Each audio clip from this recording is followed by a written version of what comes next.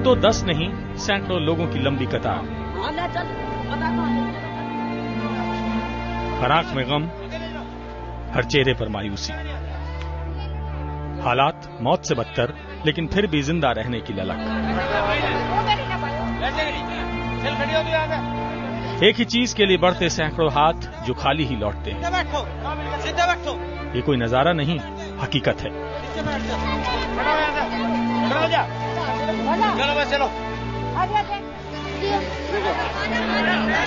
मुजफ्फरनगर दंगों की वो काली हकीकत है जो रंग बिरंगी पन्नियों के नीचे बसी बस्तियों में रोज बयान की जा रही है, लेकिन जिन्हें सुनने वाला कोई नहीं है।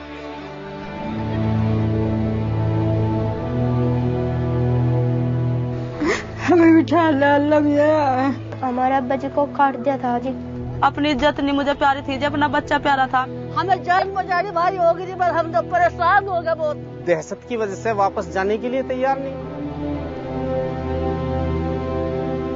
27 अगस्त 2013 को कवाल में एक छोटी सी वारदात से शुरू हुआ झगड़ा चंद दिनों में ही 1947 के बाद से उत्तर प्रदेश में हुए सबसे बड़े दंगों में तब्दील हो गया, जिसका असर आज भी नजर आ रहा है। पश्चिमी उत्तर प्रदेश में आए उन्माद के बाद करीब 40,000 लोगों को अपना घर छोड़ना पड़ा था और उनको इस तरह के 40 कैंपों में बसाया गया था।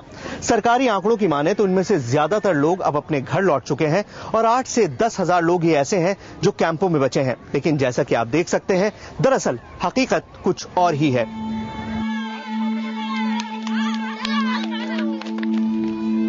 मुजफ्फरनगर दंगों के बाद बने इन राहत कैंपों में गम और खौफ एक साथ पसरा है।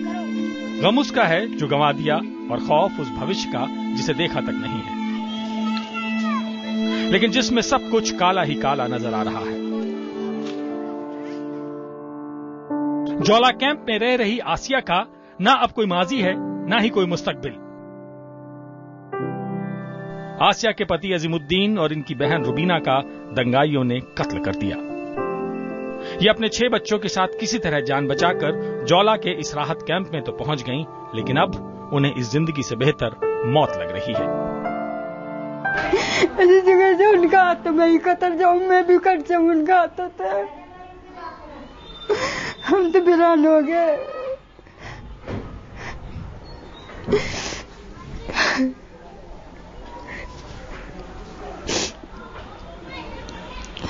हम तो वीरान हो गए। हमारे तो कोई नहीं रहा जी।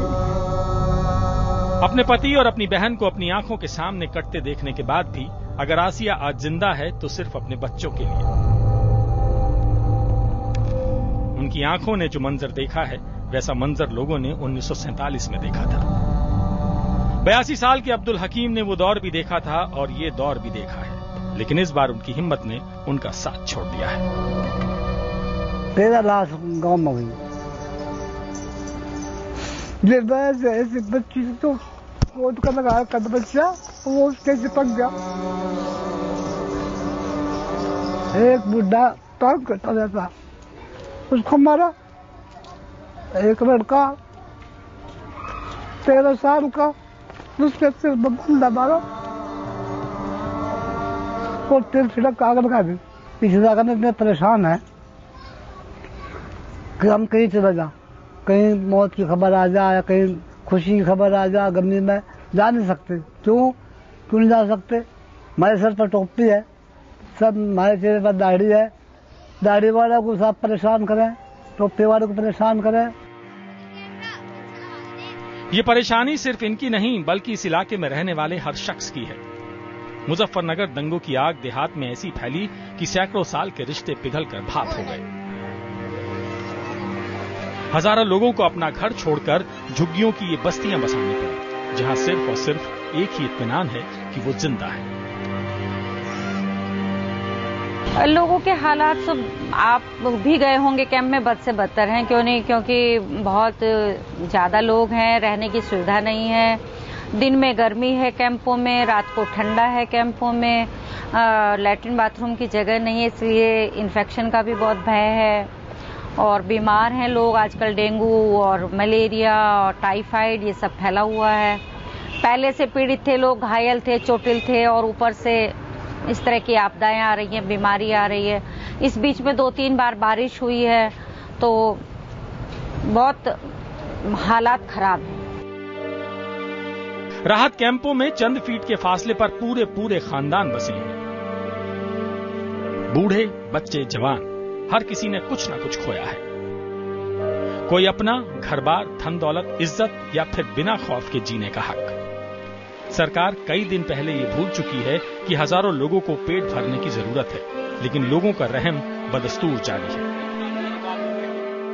हर किसी का पेट भरने के लिए अनाज मौजूद है, लेकिन ये बांटने वालों के रहमो करम पर है कि किसको कितना मिले। सरकार में तो कुछ नहीं है, मेरे इधर कुछ नहीं है। तो कहते हैं तो मुसलमानों के लिए बड़ा अच्छा करते हैं। यहीं के रहने वाले भी सोचे जा हम रख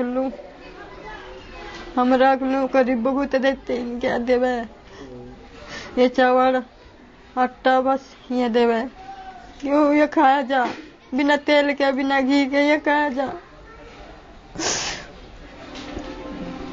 जैसे भी अपने घर थे रुकी सुखी खावे थे, ये बढ़िया लगे थे।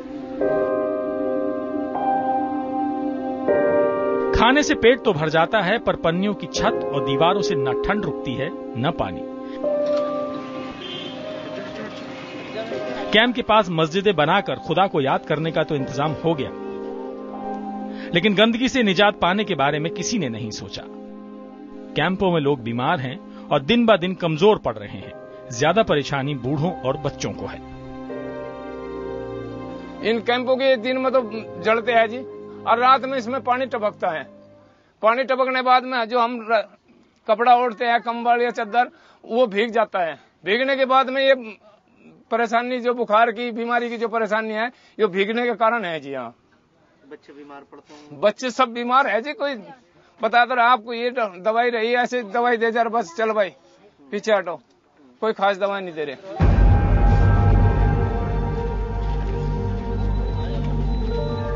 मैयत का ऐसा नजारा कैंपों में आम बात है।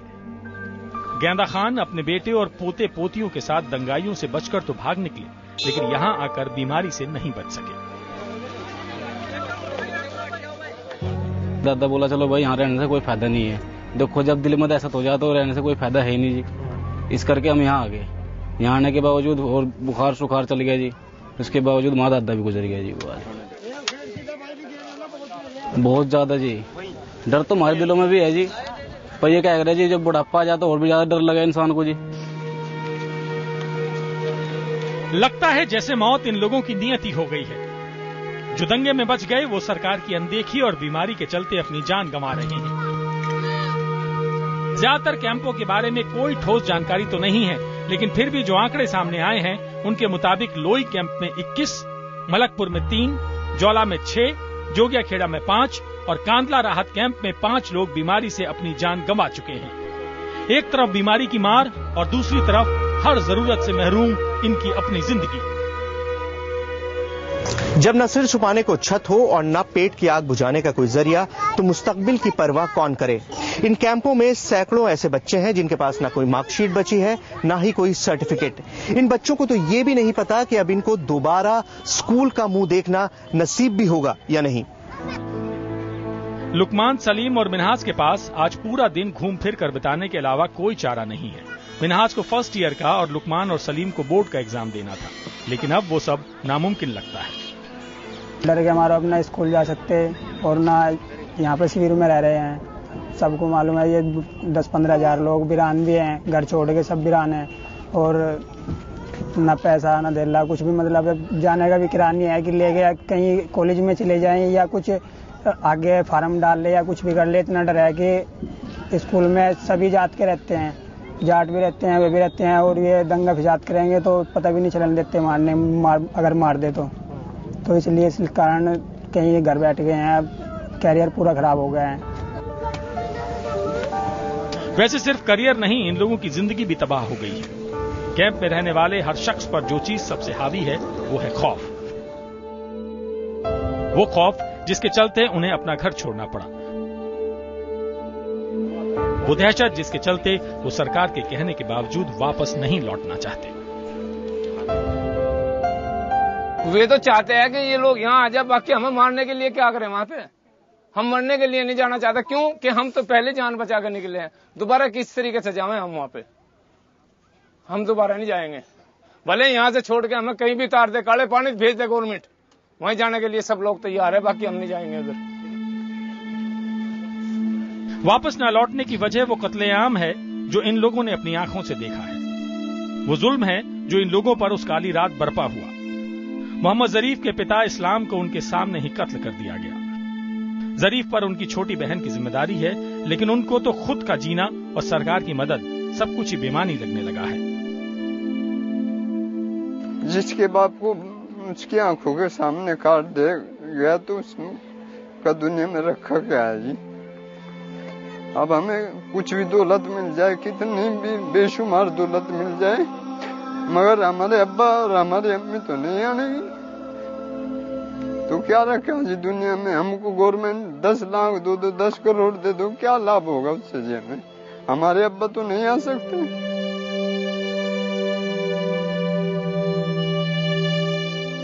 काश इन सिसकियों इन आहों में इतना असर होता कि सीने में धधक रही आग की आंच हुक्मरानों तक पहुंच सकती।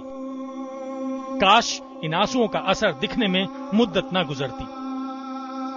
काश कोई आह इस हकीकत पर से वहम के पर्दे उठा सकती। काश किसी आह का गूंजता हुआ सन्नाटा उन लोगों को भी सुनाई पड़ जाता जो उनकी किस्मत तय कर रहे हैं। काश